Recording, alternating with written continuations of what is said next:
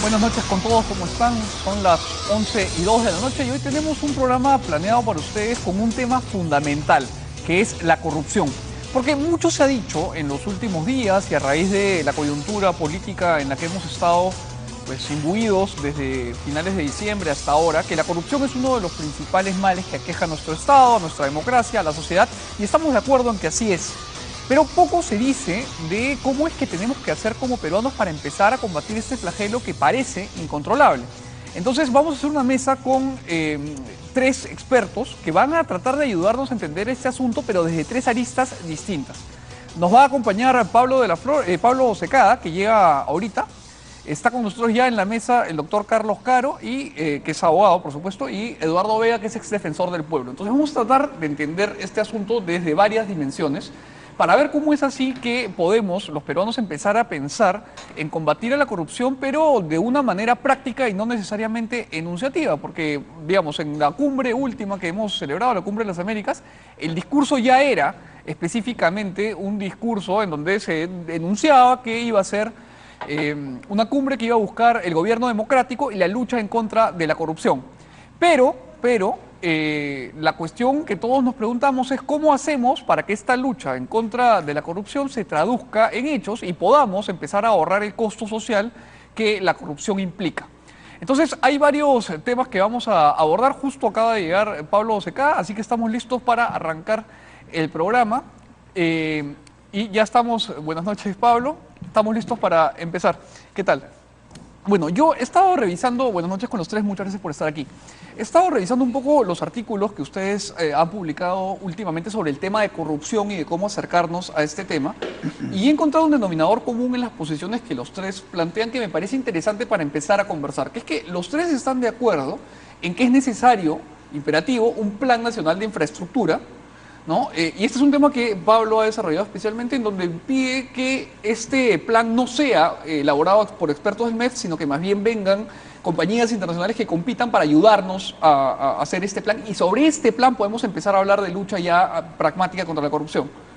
Bueno, en el tema de infraestructura, ¿no? El estándar que he visto que es el más alto del mundo es que hay un plan nacional de infraestructura. El resumen del australiano son 130 páginas. Las primeras obras son obras de agua. Y de ahí van metiendo otro tipo de obras, digamos. De más complicadas a... Pero en los países desarrollados, la Autoridad de Infraestructura Pública trabaja con empresas privadas que elige por concurso para trabajar el plan. Por ejemplo, Bechtel, que es una gran constructora, una empresa de ingeniería muy grande, la más grande del mundo, ha hecho el plan de Gabón. En otros países son empresas asesoras, pero siempre hay un plan nacional de infraestructura hecho por el Estado y por empresas privadas. Consultoras. ¿No? Pero vi que uno de los ejemplos que utilizas es el de Victoria, en Canadá. Entonces, ¿cómo es que funciona esto en la práctica? En este caso sería el gobierno de Victoria, pero digamos que es un país. Canadá dice, voy a hacer un plan de infraestructura priorizando, ¿no?, las obras más importantes, de repente empezando por agua y de ahí continuando, y yo hago un concurso público para que una consultora gane, ¿no?, de acuerdo con ciertas bases, y sea la asesora principal de este plan. Del plan. Y después, para ejecutar el plan, también tienes asesores elegidos por concursos por clases de activos. O sea, vamos a nuestro país. Debería haber un plan nacional hecho por el Ministerio, por la Autoridad de Infraestructura, que en el Perú no existe. O sea, el MTC tiene su área de infraestructura, educación tiene su área de infraestructura, salud tiene su área de infraestructura. Es un Estado hecho a la manera en que ya no se hacen los estados, digamos, ¿no? Donde compartimientos estancos que tienen entidades de infraestructura que no tienen ni pies ni cabeza. Claro. Ni uno solo de esos señores ha trabajado en una empresa de infraestructura moderna, ni en un fondo, ni en una empresa de asesoría, ni nada, ¿no? Esos los llevas al mercado de infraestructura global y no los contratan, ¿no? Claro. Entonces tienes el Plan Nacional de Infraestructura y asesores por clases de activos. Decía, transporte urbano. Si es tranvía, metro, tren, bus, ya lo verán.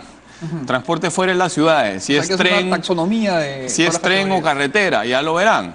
Entonces, cuando tienes a gente seria trabajando un plan y trabajando clases de activos, los diseños de las APP son competitivos. Entonces, ¿cuándo has visto por última vez en tu vida una empresa francesa compitiendo por una carretera en el Perú? Una empresa canadiense, una empresa coreana, una empresa norteamericana, una empresa de Singapur. No hay. una empresa japonesa. Lo que pasa es que los incentivos priorizan a la iniciativa... No, tú sacas al contrato al mercado, que es un contrato que no pasa por el área legal de un fondo serio. Claro. O sea, compliance dice yo no puedo invertir en ese contrato, discúlpame, ¿no? Entonces, si te sacas al número 1, al número 2, hasta el número 40, te quedas con el 41, que quizás es un español, te quedas con el 60, que quizás es un peruano o un brasileño. Si encima le metes la corrupción que vino desde el Estado de Brasil con Lava Jato, voilà, ¿no? Tienes el programa de infraestructura peruano, ¿no? Ahora, ¿por qué es que el Plan Nacional de Infraestructura es un comienzo necesario para poder empezar a hablar de manera efectiva en contra de la corrupción? Porque muchos dirán, oye, pero el Plan Nacional de Infraestructura es secundario, lo que tenemos que hacer ahora es desatar una cacería en contra de todos los corruptos y todo, pero finalmente ese asunto solo va a perpetuar un ciclo, ¿no? ¿Cómo hacemos para que ese sea un punto de inflexión y podamos empezar a construir un Estado eficiente y que se apoye en el sistema privado, y esto por supuesto pasa por la ley, para poder utilizar los recursos de manera pues que no se pierdan en esta miasma de corrupción, Eduardo? Mijael, hay que actuar en varios frentes a la vez, digamos, ¿no? Para actuar contra la corrupción. Creo que, como bien lo ha señalado Pablo, y fue una de las recomendaciones de la Comisión Presidencial de Integridad, tenemos que tener como país un plan nacional de infraestructura. Nosotros hablamos para los próximos 20 años, pero en realidad esto tendría que extenderse muchísimo más y creo que el dato es los gobiernos lo tienen que respetar. Lo que hemos visto hasta ahora es que no ha habido plan. La carretera borrón y cuenta nueva, ¿no? Exacto, ¿no? Claro, la interoceánica fue una propuesta que se hizo en su momento, que lo siguieron otros gobiernos o los siguientes gobiernos, pero que no necesariamente respondía a las necesidades que necesitaba el Perú, ¿no? Eduardo, para desasnarme por completo, ¿qué es un Plan Nacional de Infraestructura así en sencillísimo? Es ponernos de acuerdo todos los peruanos cuáles son aquellas grandes obras de infraestructura en agua, saneamiento, en transporte, en vivienda, que pueda necesitar el Perú con urgencia. Una panamericana que vaya de Tumbes a Tacna de una manera pues que uno diga, este sí es una carretera que se merece el Perú, o una nueva carretera central que no la tenemos, Eduardo, ¿no? ¿y por qué es que este es un primer paso fundamental para luchar en contra de la corrupción? Mira, porque lo que vimos en ese esfuerzo de trabajar era que las obras muchas veces se improvisan.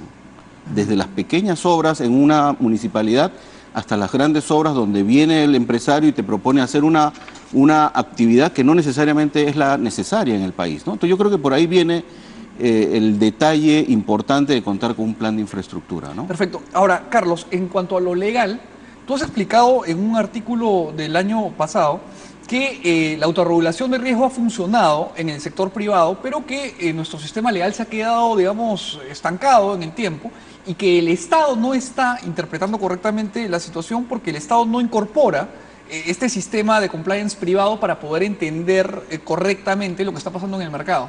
¿Qué habría que cambiar en nuestra ley para que esto que se plantea desde el plan pueda funcionar en la práctica? Y hay un avance con la ley 30.424 y el decreto legislativo 352 que establece que incluso los organismos públicos, empresas públicas o empresas mixtas pueden tener responsabilidad penal por caso de corrupción y por caso de lavado de activos.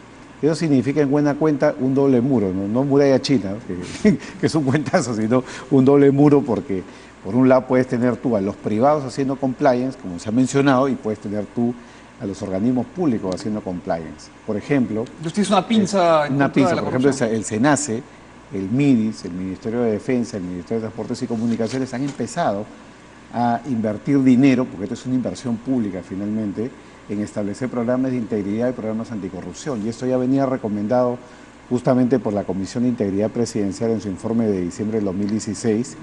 Y este es un tema clave porque independientemente de las prioridades que debe de tener el Estado para lo que es el crecimiento y desarrollo de infraestructura, es esencial que al momento en que se liciten las obras, ¿no?, por alianzas público-privadas o obras necesariamente públicas, esto tenga que pasar por el tamiz de los programas de cumplimiento. Eso significa en términos prácticos de que los funcionarios públicos por su lado y los privados por otro lado van a tener que establecer e implantar mecanismos de prevención de la corrupción. Por ejemplo, en lo que es la selección de los postores, ¿no? Y ahí ya no entra a contar cuestiones gramaticales como tener un plan de integridad o tener, digamos, un programa del cumplimiento, sino programas efectivos que estén debidamente auditados y que obedezcan, por ejemplo, a los estudios internacionales. Por ejemplo, el ISO más importante en este momento es el 37001, que ha sido ya adoptado por el Estado peruano a través de una norma técnica de calidad del INACAL el año pasado, y que los organismos privados y públicos están llamados, digamos, a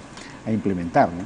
Ahora, Eduardo, tú estás recorriendo el país, ¿no? Sí. Me contabas que has estado en 7 regiones y estás tratando de entender cómo el fenómeno está afectando en gobiernos regionales dentro de nuestro país. ¿Qué tanto afecta desde Lima el desconocimiento de la realidad nacional a la hora de tomar decisiones? Mira, afecta de manera brutal, yo diría, ¿no? Quizás la primera constatación es que las redes de corrupción están muy asentadas en los gobiernos regionales y nada ha cambiado. Pese a que hemos tenido este gran escándalo de Lavajato y de las empresas brasileñas, yo creo que lo que se viene con el nuevo proceso electoral sigue manteniendo el mismo esquema de corrupción que hemos visto. Hay 12 gobernadores metidos en temas de corrupción, ¿no? Bueno, Brutal. hubieron 19 en su momento, hay 4 o 5 que están presos y hay otros tantos que están con proceso pendiente. Entonces yo diría que las redes de corrupción siguen estando intactas en las regiones.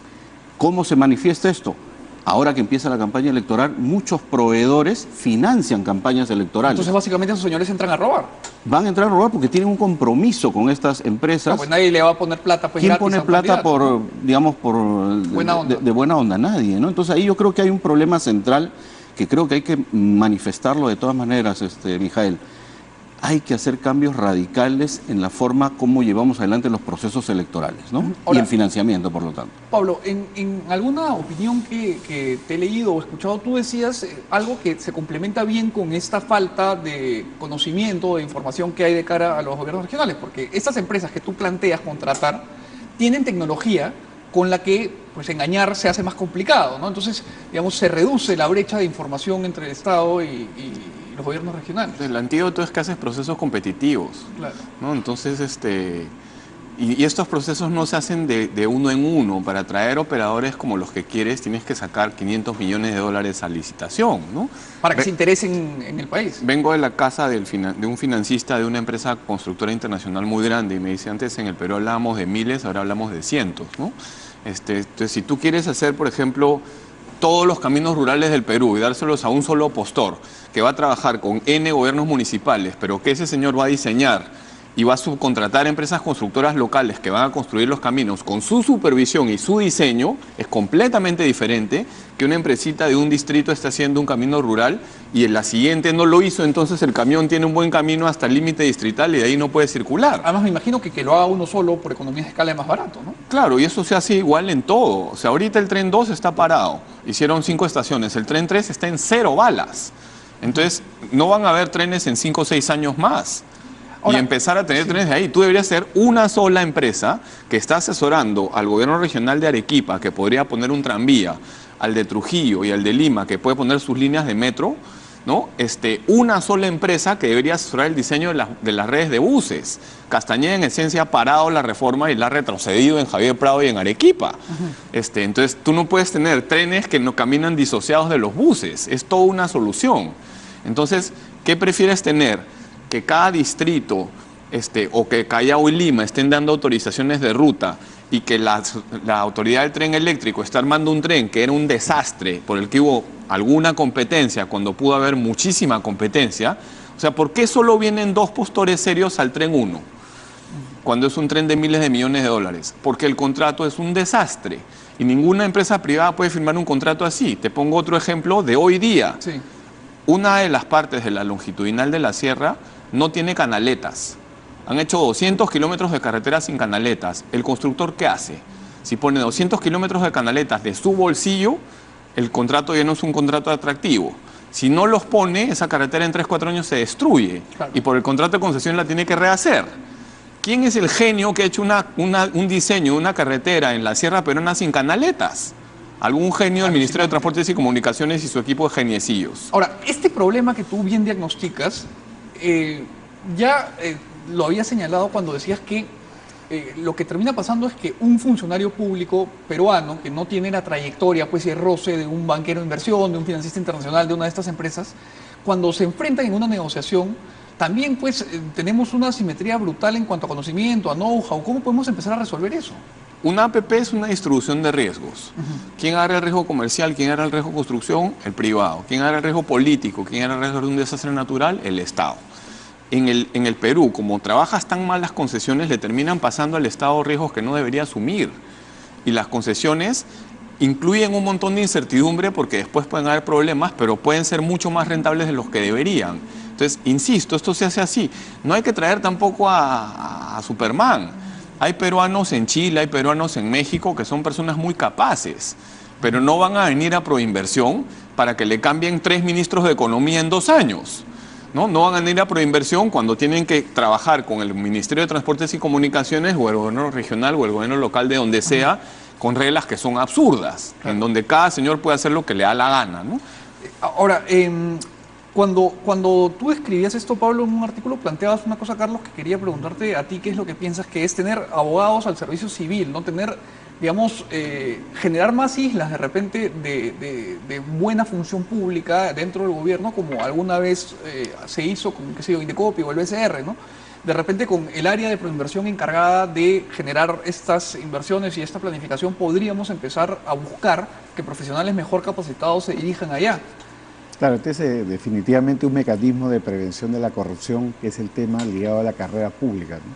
El problema acá es que muchos cargos de confianza son cargos que se van renovando conforme a los periodos políticos que se van sucediendo, y eso trae consigo de que cada gobernante que llega, cada administrador de turno, nombra nuevos funcionarios, los pone en puestos de confianza sin necesariamente existir una carrera pública, tecnocracia, y eso en definitiva es una fuente constante de corrupción, ¿no? Porque entre la improvisación, el desconocimiento, la falta de incentivos para mantenerse en el puesto público, el saber que uno está de paso y de tránsito, te puede llevar a absurdos donde nadie quiere firmar los contratos. A veces incertidumbre te paraliza, ¿no? Lo que pasa ahora es de que con tantas denuncias que hay, con tantos procesos penales que hay, el funcionario público saca su tabla de inmediato y dice, oye, encima voy a salir del puesto, me van a pagar con un techo determinado y voy a salir con 3, 4, 5 denuncias penales, y luego cuando voy al ministerio para ver si me pueden defender, me van a decir que no, porque ya hay otro gobernante, hay otro ministro, y el ministro más bien es el que ha ordenado que me denuncien. Claro, entonces no hay los incentivos, ¿no?, para poder hacer un buen trabajo desde el punto de vista del Estado. Para llamar a la mejor gente. Vamos a hacer un corte y regresamos para hablar de cómo es que podemos echar a andar este proceso, porque lo necesitamos a gritos, sin que la corrupción encuentre pues río revuelto. Hacemos un corte y regresamos.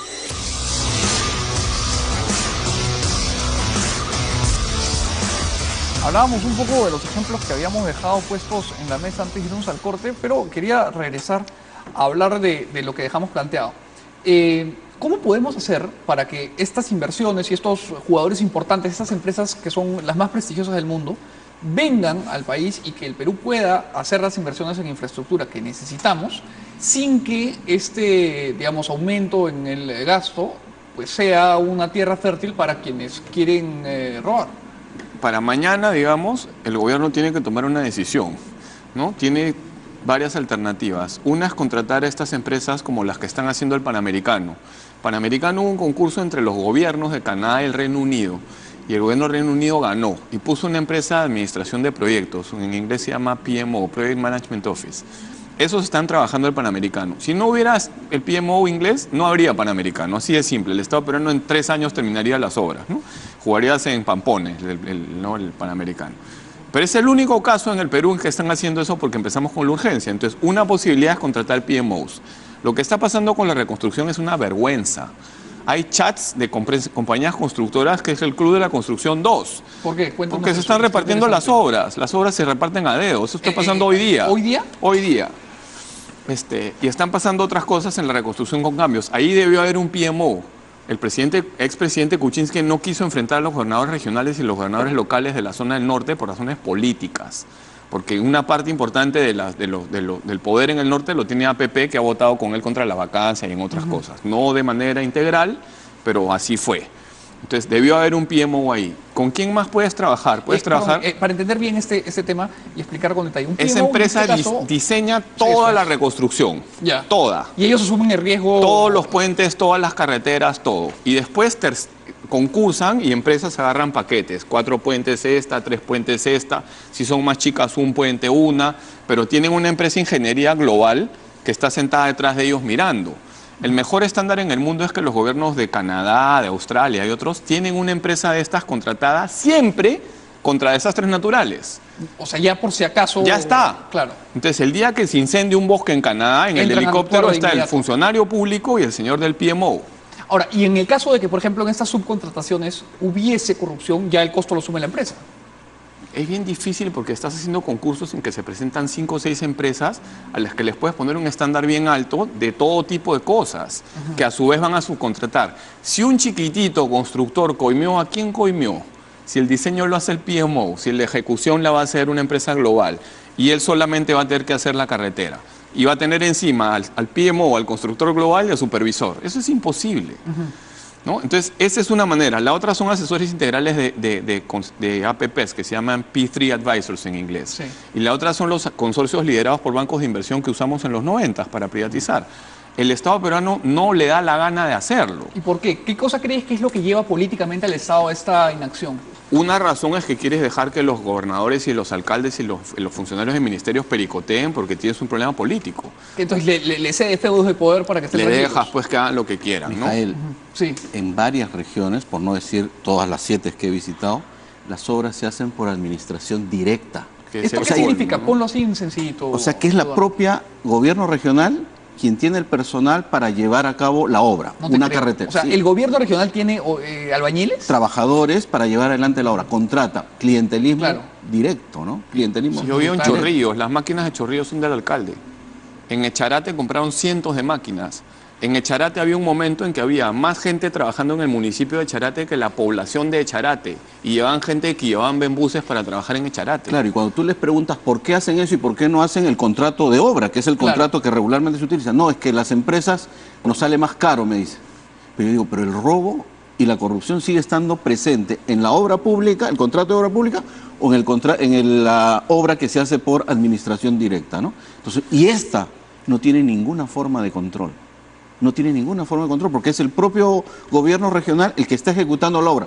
Los plazos, por lo tanto, se amplían las veces que ellos quieran y tienes obras realmente botadas.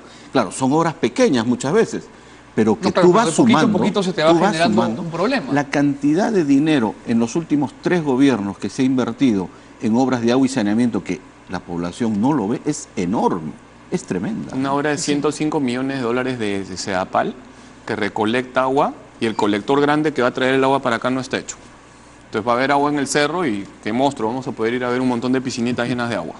Ese es el Estado peruano todos los días.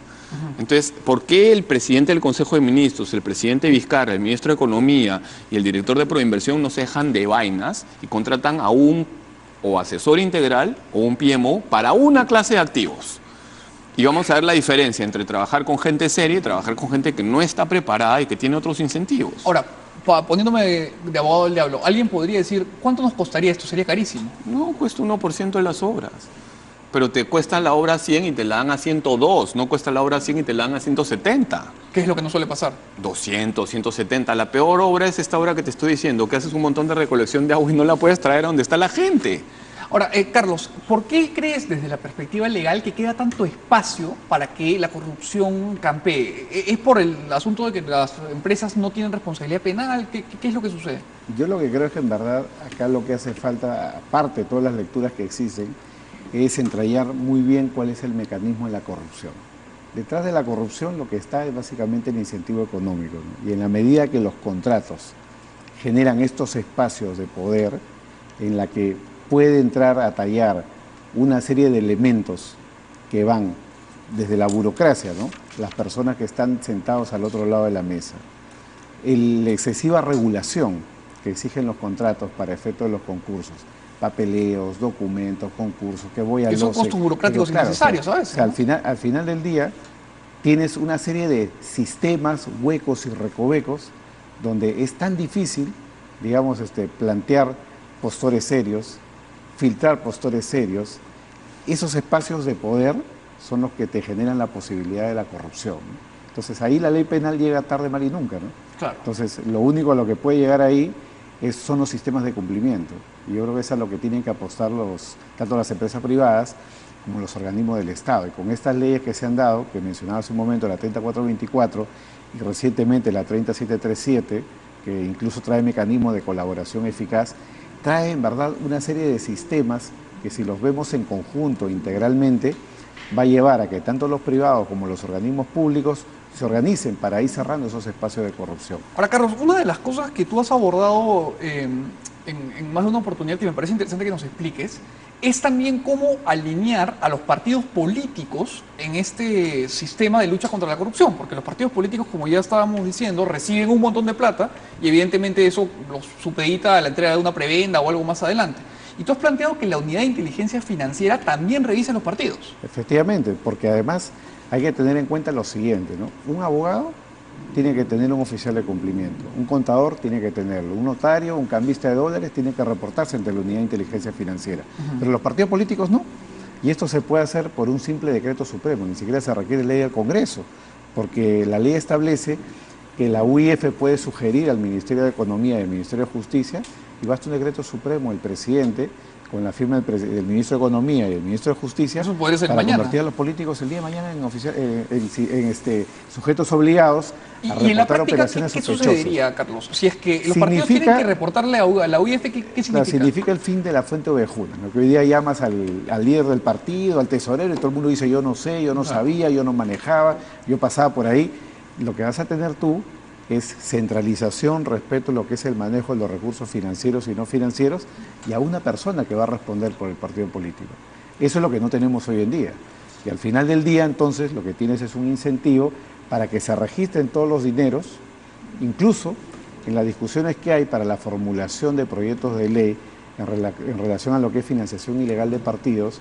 Lo que se está proponiendo es que adoptemos un sistema como el chileno o como el español, para sancionar penalmente la financiación ilegal. Claro, porque en el Perú hoy día hacer aportes de campaña y recibirlos no es ilegal, ¿no? Es una sanción, implica una sanción administrativa, ¿no? Si sobrepasas el techo de, que nunca se han cumplido, de las 60 UITs, y no tiene la funciona sanción esto, administrativa. ¿no? Bueno, en realidad lo que ha habido en la reforma electoral es más bien un retroceso, ¿no? Porque si bien es cierto se ha avanzado en bancarizar los aportes, pero no se han puesto topes, y la función de fiscalización que le correspondía a la OMPE ha sido retirada para al final del proceso ex post, ¿no? Antes por lo menos se podía fiscalizar durante la campaña electoral y por lo tanto detectar situaciones irregulares de financiamiento que no había sido declarado y poner las multas que no se han cumplido. Pero ahora ni siquiera eso, ahora la labor de la OMPE va a estar ex post, al final del proceso electoral, con lo cual muy Entonces, poco va a tener la mesa está puesta para que vuelva a haber una cuchipanda ahora en octubre. Yo me he encontrado con casos, los cuento porque parecen anecdóticos y parecen pequeños, pero esto debe reproducirse de manera, yo diría, en todo el país. Hay asociaciones de proveedores de la municipalidad tal, ¿no? O sea, que luego de la campaña te van y le dicen al alcalde, bueno, aquí estamos, el que le puso el camioncito, el que le puso la propaganda, ¿no? en las calles, y el que financió los... Y van ahí cartelizados. Van y a decirle, bueno, ahora nos toca ver qué obras vamos a sacar adelante, ¿no? Entonces es el mercantilismo a un nivel brutal, ¿no? Absoluto. Y eso no ha cambiado. Para mí, yo quiero llamar la atención, Mijael, que eso no ha cambiado pese a todo el escándalo que hemos tenido con este caso de Lavajato, y que nada me indica que de aquí a octubre, que son las elecciones, va a cambiar. Ahora, esto que hace un rato decía Pablo, que es que, bueno, hay que dejarnos de vainas, hay que hacer esto y esto y esto, parece que los peruanos somos reacios y somos como un porfiado, ¿no? Porque vemos a la corrupción impúdicamente, como con estos audios, los videos de hace 20 años, y lo vemos todos los días, pero parece que nos hemos acostumbrado a bailar este ritmo, como que hay una pasividad, una pachocha generalizada y no queremos enfrentar el tema. Hay un Estado formal y formalista en realidad, ¿no? Que tiene todas estas cosas que supuestamente hacen esto y hacen lo otro, ¿no? Voy a poner el ejemplo de Contraloría, ¿no? Sí. Cuando yo me he cruzado con la gente de Contraloría en el MEF era nefasto, ¿no? O sea, un señor que no sabía nada de finanzas, estaba sentado diseñando una política pública que tenía un componente financiero muy alto, poniendo un montón de trabas que no tenían ni pies ni cabeza, dudando de la posibilidad de que estemos robando las emisiones de bonos cuando hay mucha competencia, porque es un producto bastante estándar en el mercado de capitales. Eso es Contraloría. O sea, ¿cuándo Contraloría ha encontrado un tipo realmente corrupto y lo ha metido adentro? Yo no sé, nunca he conocido yo. ¿No? Los gobernadores regionales pueden ser su mejor pesca, digamos, ¿no? Pero tú como funcionario del MEF, como persona informada, sabes perfectamente quién está robando. Sabes cómo está robando, sabes quiénes son sus proveedores, sabes todo y nadie hace nada. ¿no? En parte porque estos sistemas de control son totalmente formalistas y en parte porque después llegas a la Fiscalía, al Poder Judicial y cierra la cortina y ándate, ¿no? Claro. Porque es una relación simbiótica entre congresistas, gobernadores regionales corruptos, fiscales y jueces, ¿no? Entonces, Que se andan protegiendo entre sería, ellos, ¿no? Pablo, no sé qué piensas, tener menos leyes en vez de más leyes, porque cada vez que la corrupción nos sacude, siempre hay un congresista que dice, vamos a sacar una nueva ley, y en la verdad es que tenemos ya como 40. O sea, Te pongo un ejemplo bien grotesco. Sí, por favor. Hay un congresista que es representante de Sánchez Paredes, que está en el Congreso varias veces. Yo sé su nombre, su apellido, sé más o menos cómo se viste, sé a quién le gana elecciones, que es una figura histórica de su partido político, y ahí está el señor. Y todos lo sabemos. Anda al congresista, al asesor que tú quieras del Congreso y pregúntale y te van a dar su nombre y su apellido. Y ahí está. Y no pasa nada. ¿Que todos somos idiotas o qué? parece. Pero el señor está ahí y hace lo que quiera y lo único que hace es estar viendo los intereses del grupo económico al que representa. Y O sea, es nadie un dice nada. lobista instalado en... De un narco. O sea, no es un lobista cualquiera, no es que está buscando que le mejoren los precios para ganarse una licitación, digamos. Es representante de un narcotraficante. Es sicariato. Bueno, no, es un tipo pues, distinguido, digamos, ¿no? Pero este es el Perú. Cuando vas a licitaciones en las provincias y licitaciones de ministerios, ¿qué encuentras? La ley dice que tiene que haber 3 postores, hay 6. ¿No se acuerdan lo que hacía Martín Belaúnde? Los postores iban todos donde él y el tipo asignaba los postores y decía, esta hora es tuya, Claro, y a dedo él repartía. y en todas habían 6, 7, 5, 4. Cumples la formalidad, supuestamente hay competencia y en verdad es un cartel. Ese es el Estado peruano. Entonces, si puede decirte un esquema de una fiscalía con fuerza, con la UIF metida al costado, con salas especializadas del Poder Judicial limpias, no con estos jueces que tenemos y con los fiscales que tenemos por lo general, sino con jueces y fiscales limpios, que ganen sueldos de mercado, que estén protegidos por fideicomisos, que le den financiamiento autónomo por varios años. Ahí te creo. Ahora, con respecto a esto, les devuelvo a ustedes el planteamiento que me parece interesante. Cuando hablamos de funcionarios públicos, en este caso fiscales y jueces o procuradores, lo que venga a ser legal necesario, y decimos que necesitamos tener a funcionarios con sueldos de mercado, tenemos un problema porque nuestro propio sistema pone un techo. ¿Cómo podemos hacer para tener, otra vez pongo el término, islas de excelencia dentro del Estado? Porque evidentemente, pues, cuando Pablo ponía el ejemplo hace un rato, ¿no? De alguien que diseña una estructura financiera y tiene que calcular retornos y tiene que ver ahí un montón de cosas. Y es un funcionario del MEF que probablemente esforzado y ha hecho una carrera y todo lo demás, está negociando una transacción que podrían ser miles de millones de dólares y no tiene el vuelo pues para hacerlo. Pero quien sí tiene el vuelo te va a cobrar $40.000 al mes. Entonces, ¿cómo podemos hacer para pagar esto? Porque nos va a permitir ahorrar un montón de plata después. Legalmente, ¿cómo hacemos? Mira, yo creo que hay que invertir, en la justicia hay que invertir, no hay otra forma. Lo que tú ves, esto que ha descrito Pablo, en el interior del país se ve con mucha mayor gravedad, Mijael. Los fiscales casi están solos frente a un conjunto de casos enormes y no tienen peritos, por ejemplo, ingenieros. Que son fundamentales para temas financieros. Mira, si no tienes peritos, muerto. simplemente vas muerto a un proceso por corrupción. Pues si lo que se está discutiendo es una mala construcción de una obra pública o que ha sido dañada en el camino, tú no tienes forma de probar eso si no tienes al lado peritos que trabajen para ti y que lo hagan de manera consciente. Y si no tienes buenas remuneraciones, ten por seguro que las empresas los van a contratar y van a voltear esos peritajes. Entonces, la única manera que tú tienes para mejorar y reducir la impunidad que hay frente a la corrupción es asegurar una justicia independiente, darle los recursos, fortalecer las fiscalías. El Poder Judicial ahora yo diría que ha crecido, está mejorando, tienen ya jueces especializados, la idea es que lo tengan en todas las regiones, pero a nivel de fiscalía yo diría que todavía falta una buena inyección de recursos para que eso mejore, ¿no? Carlos, yo quería preguntarte, operando bajo lo que ya se ha dicho, y además pensando que el costo de la corrupción pues es el costo de oportunidad, ¿no? El costo de todo lo que el Perú no gana con obras mal hechas, con coimas, con plata que se pierde. ¿Cuál debería ser el perfil de nuestros funcionarios encargados a trabajar estos temas? ¿Cuánto se les debería, bueno, el sueldo es de mercado, pero qué pruebas deberían pasar? ¿Cuál debería ser el mínimo común denominador para poder convocar a profesionales en el área legal, por ejemplo? Mira, desde mi punto de vista, el sueldo no debería de ser un gran problema. Por poner un ejemplo, ¿no? El otro día en una discusión casi informal, sacábamos la cuenta entre abogados que un juez alemán puede ganar exactamente lo mismo que un juez acá de primera instancia. y estamos hablando de Alemania, que es el Estado social. Un juez español supremo gana menos que un juez supremo peruano. O sea, el problema no es la plata. El problema yo creo que es un tema de vocación y de formación. ¿Por qué? Porque estos casos de lavado de dinero o casos de corrupción son casos altamente complejos. Entonces demanda mucho olfato y mucha experiencia en saber seleccionar en qué caso te metes y en qué caso no.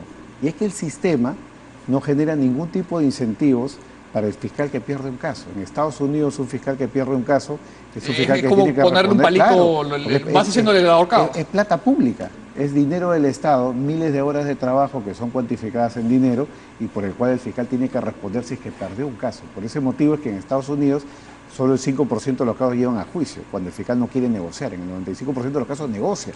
O simplemente el fiscal dice, creo que eres corrupto, pero no te voy a poder probar la corrupción, así que mejor me dedico a otra cosa. Acá no pasa eso. Acá... Y además, otra cosa, perdóname, solo Sí. un apunte ahí.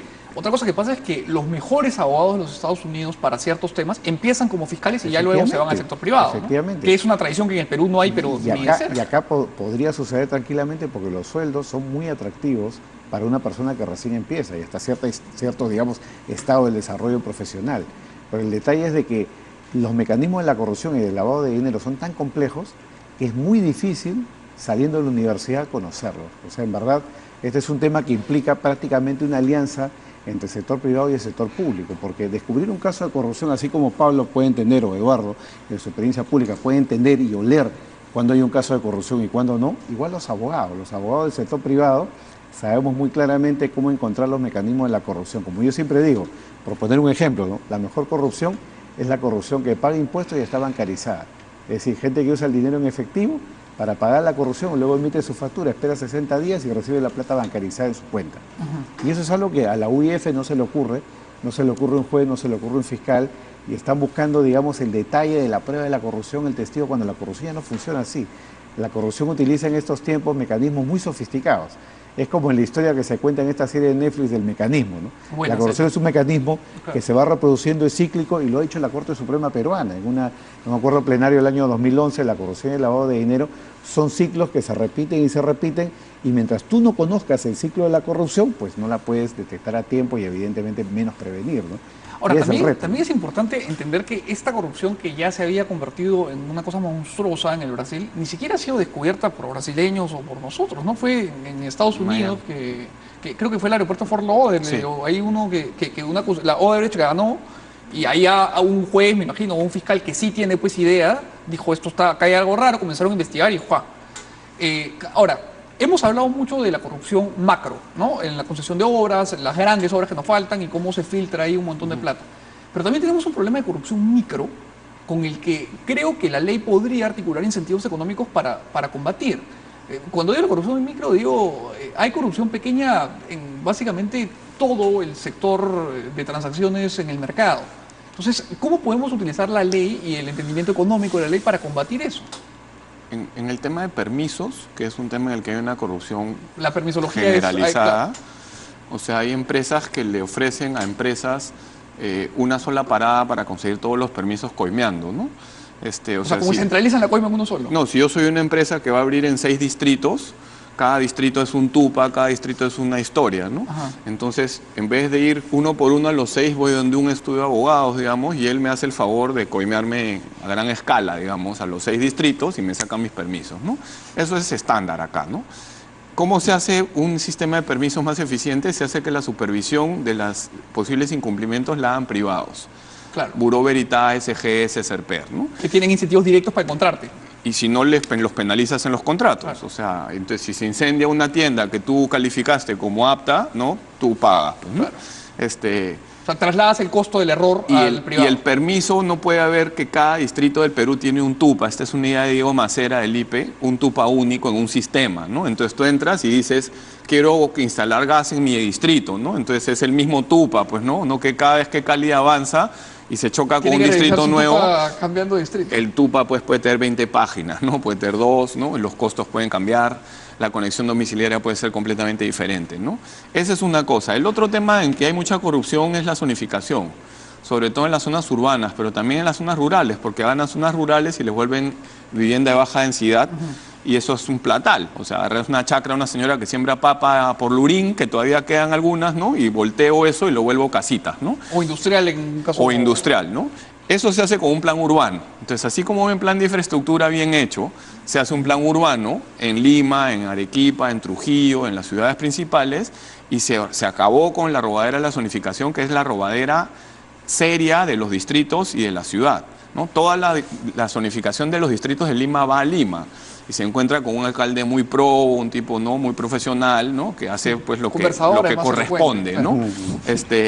Entonces, esto es un crimen, porque lo que se está haciendo es que las personas que se asientan en los asentamientos humanos no pueden conseguir títulos y no pueden conseguir agua y no pueden conseguir obras básicas en periodos de 10, 15 años, porque no hay áreas para vivienda social. Yo conozco una dirigente, por ejemplo, la señora Rosa Jiménez de Villa María del Triunfo, que está desesperada porque quiere un murito de 100.000 soles porque empieza a llover ahora en el invierno y se le puede caer encima las pircas. Esto es historia de todos los días.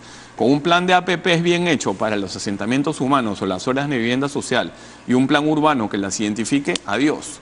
¿Qué te estás volando en el camino? Toda la robadera de permisos, claro. O sea, todos los distritos del Perú prácticamente, todas las provincias del Perú que están robando con los permisos de la zonificación. Tendrían que unificar un sistema que les evitaría eso. Sistemas únicos, plan urbano, ¿no? Supervisión privada y se acabó. Cuando dije hace unos años, cuando era regidor de Lima, a una asociación de galerías, esto, y llevé al dueño de una compañía de las 3 que mencioné a la reunión, los dueños de las galerías, 2 o 3, se pusieron a llorar, explicando lo que costaba obtener permisos, lo que los coimeaban por mover un extintor de incendios 30 centímetros. Es una locura. Es una locura. Y, sí, complementando, yo creo que hay 3 temas bien puntuales. Uno, el cumplimiento de plazos.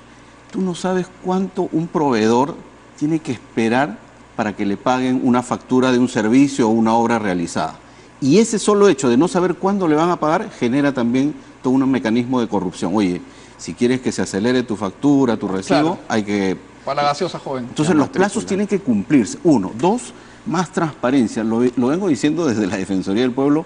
Realmente nuestro sistema de transparencia en las normas es muy bueno, pero todavía hay grandes resistencias para cumplir con entregar una información al ciudadano. Y lo tercero, muy básico, sí, Mijael, un buen sistema de denuncias de la gente. O sea, la gente no denuncia porque cree que su denuncia va a quedar en el aire, no le van a hacer caso, claro, o que va incluso a recibir represalias. Pero si hubiera un buen sistema de denuncias, yo creo que eso puede funcionar. Bien, ¿no? y yo les pido disculpas, se nos ha ido el tiempo volando, ha sido interesantísimo escucharlos y estoy seguro que van a volver por aquí con más propuestas y ideas interesantes. Vamos a hacer un corte y regresamos con una nueva entrevista para hablar un poquito sobre una ley que se ha promulgado el día de hoy con respecto al medio ambiente. Corte y volvemos.